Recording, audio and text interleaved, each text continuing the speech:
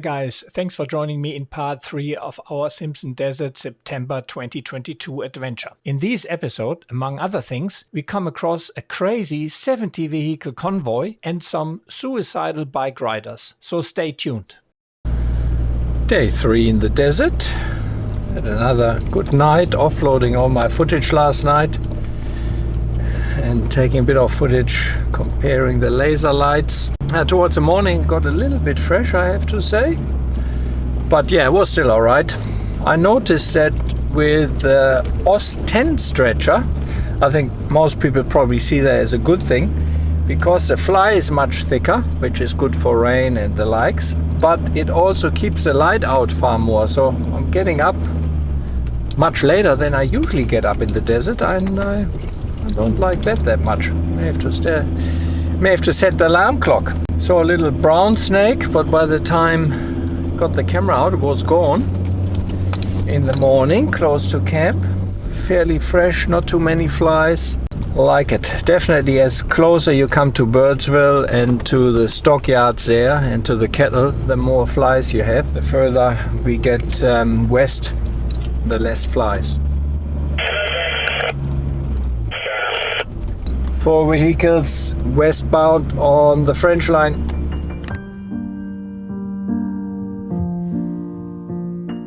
The Approdinna Atora Knolls are fragile gypsum outcrops in the middle of the Simpson Desert. They are of significant aboriginal and scientific importance. They once were the highest outcrops in the area and provided a good outlook. The first European to visit the Knolls was David Lindsay on January 11th, 1886. If you haven't been there, it's definitely worth a detour via the Knolls trek and then do the quick walk up the Approdinna Atora Knolls, which gives you an unprecedented overview over the area.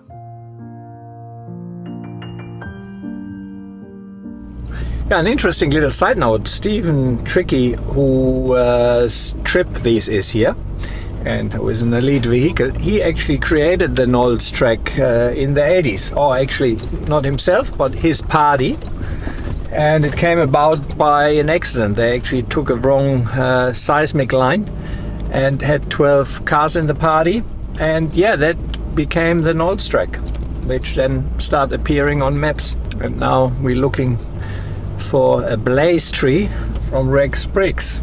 But that is like finding a needle in the haystack without any exact coordinates. Driving towards the WA line from the Knolls track.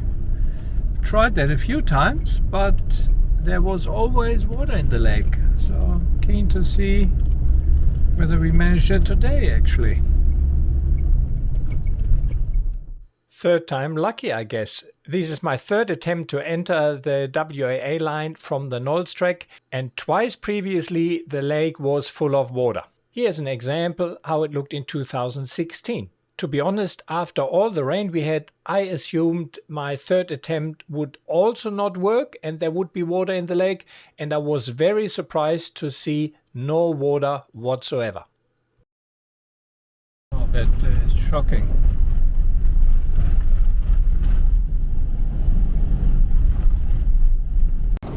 Well, that's a bit of a surprise. We're in the WAA line and there is a bicycle race on. 70 vehicles on the WAA line and I don't know how many bikes. So, yeah, crazy. They have water stops set up there and yeah, quite a few cars ahead. Hopefully we manage to get out here before they all come, because it's going to be long wait. Car 14, this is race trip. Are you receiving? I'm undecided how I feel if the desert is used as a playground for big commercial groups. After all, it's a public track and there was no signage when we entered the WAA line from the east, so that we could have avoided that section on the day. 70 vehicles is a mighty big convoy and they are all spread out.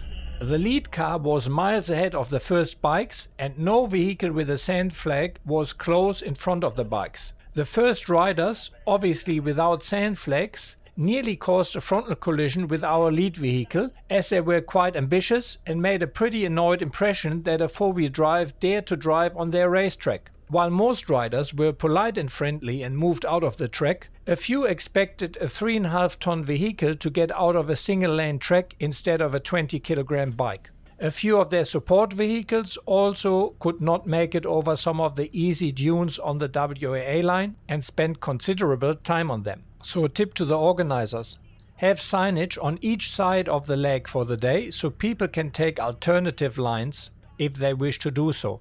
Also have a beacon vehicle with sand flags close to the first group. A bike without sand flag will always lose in the frontal collision with a four-wheel drive.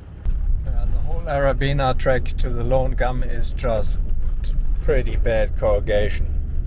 Even my holder here, it's not holding it. My iPhone holder had to angle down, otherwise, yeah, it goes down and not good. As it started to get late, Stephen selected the Lone Gum Tree as our camp spot for the night. Slow puncture. It's only flat at the bottom. Oh, that's alright then, just turn it around. Yeah.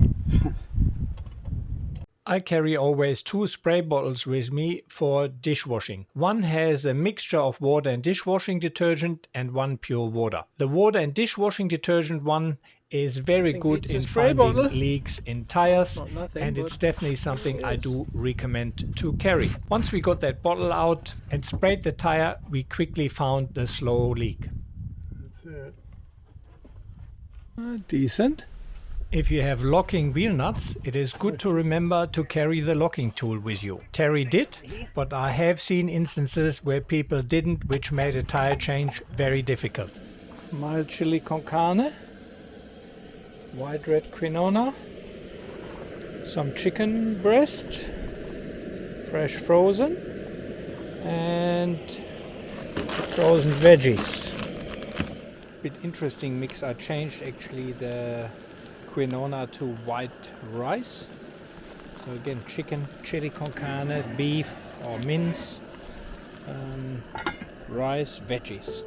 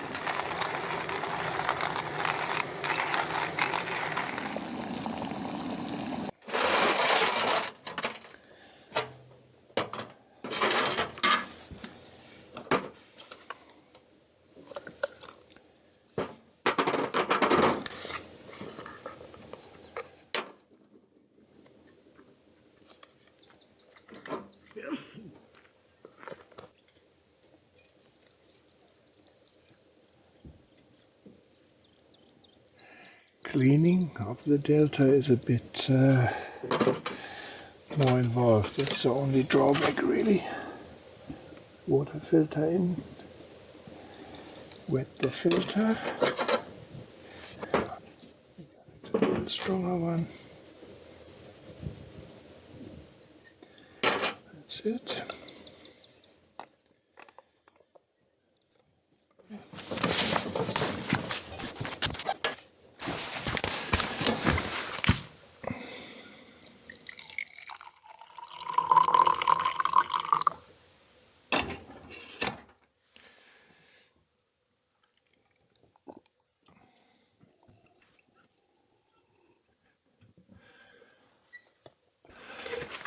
That's it, beautiful coffee, I have to say. The Delter press has replaced my AeroPress. It's just a bit smoother. The AeroPress always has these also slightly bitter taste. It's good, the AeroPress. I used it for years, but the Delter press is better. The only disadvantage I see is that it is actually a bit more painful to clean. The AeroPress, super easy, one wipe and it's clean. Delter press a bit more involved. Well, that's how I clean the Delter.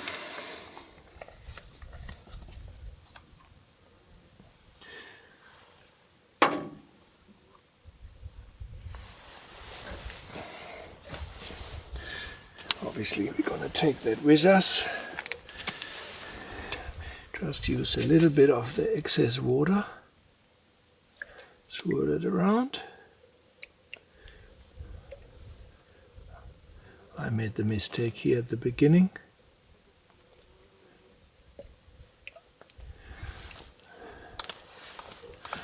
Okay, so that's pretty simple.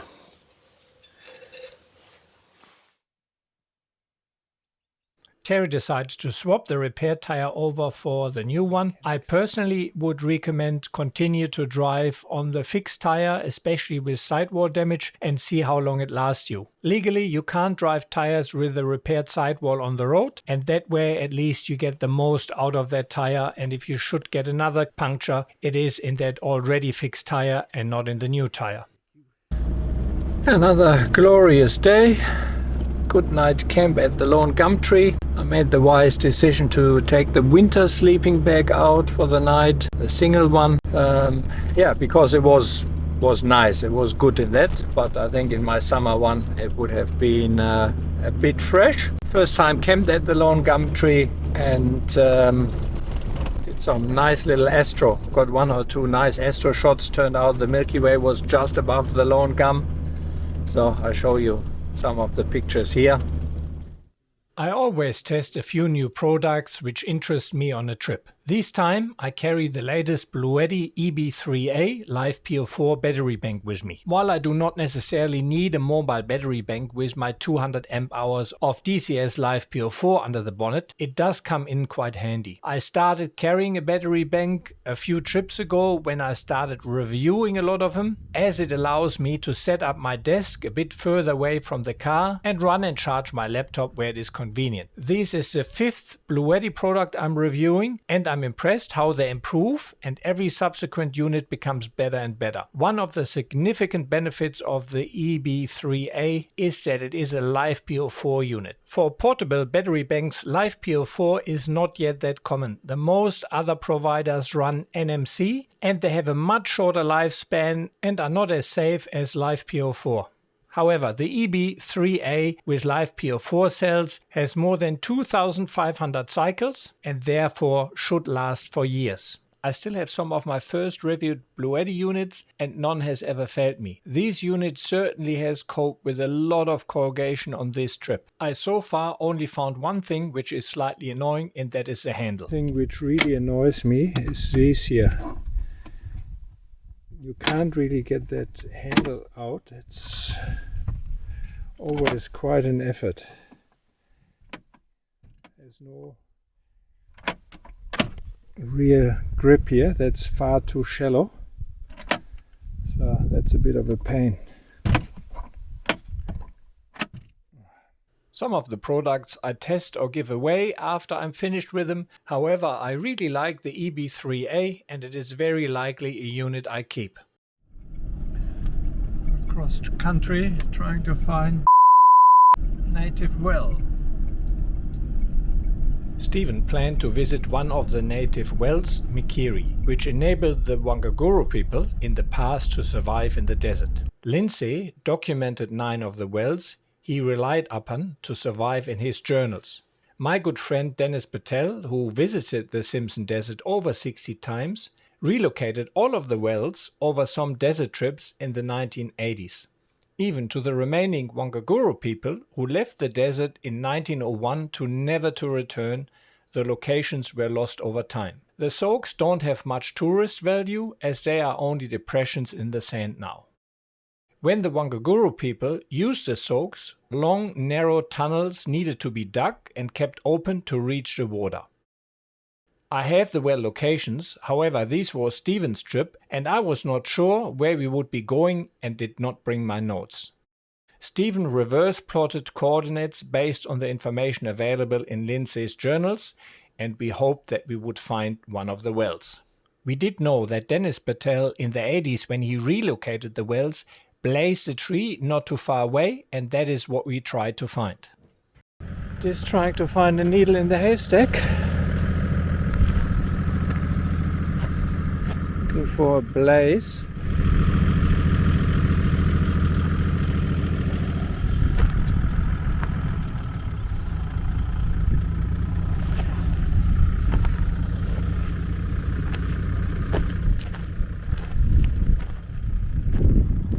Attack ants. Incredible. I'm coming close and they're all gonna swarm here.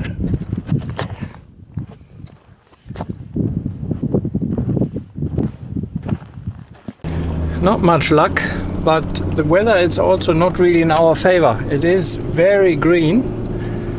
So usually around the native wells you have a kind of a depression and some green around it, but given that everything is green, very hard to find. So yeah, I'll be regrouping back where we started. We all fanned out. Certainly some interesting cross-country driving here. To be able to follow your tire tracks back.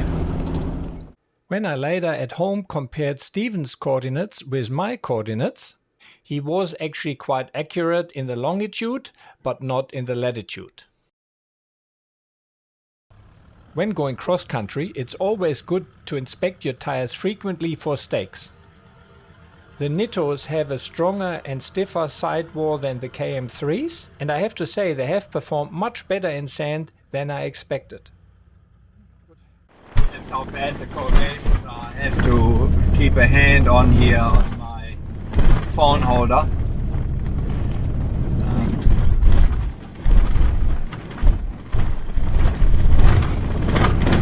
I have to say the sea sucker worked the best there in the windscreen for that kind of terrain. They can't be faced, obviously the industrial evolution here that also works, but under the very heavy stuff that also leans forward. On these bone-shattering corrugations it is very easy for stuff to rub through, and Stephen found a little leak of something in one of his boxes. Cordial is sticky. Yeah.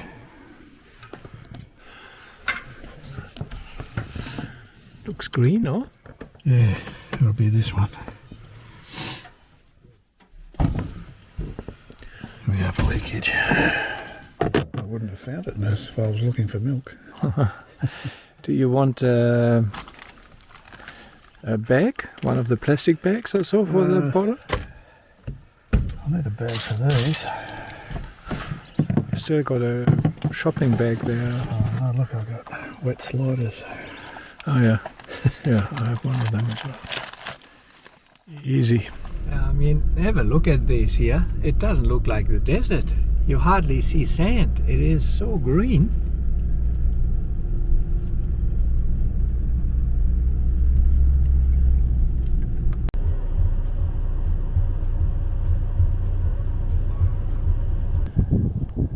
the peg for one of the old shot lines, but unfortunately can't really